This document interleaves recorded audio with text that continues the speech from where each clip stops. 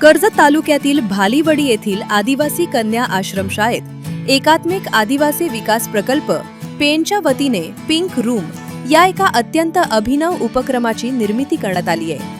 शैक्षणिक वर्ष 2026 ते 27च्या प्रवेशोत्सवानिमित्त सुरू झालेला हा उपक्रम सध्या संपूर्ण महाराष्ट्राचे लक्ष वेधून घेत आहे। आदिवासी विकास विभागाचे सचिव विजय वाघमारे यांच्या हस्ते या पिंक रूमचे नुकतेच उद्घाटन करण्यात आले।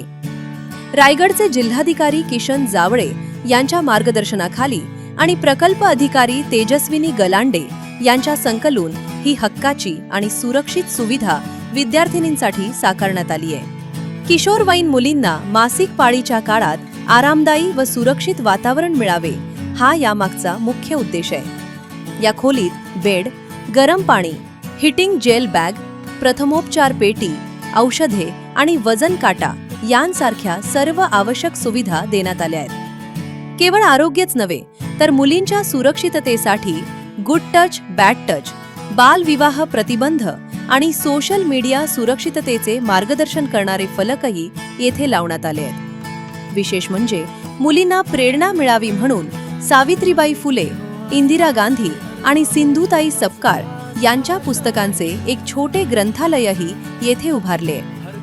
या डिजिटल युगात मुली मागे राहू नयेत म्हणून याच कार्यक्रमात डिजिटल पॅनल वर्ग आणि टॅब रूमचेही उद्घाटन करण्यात आले।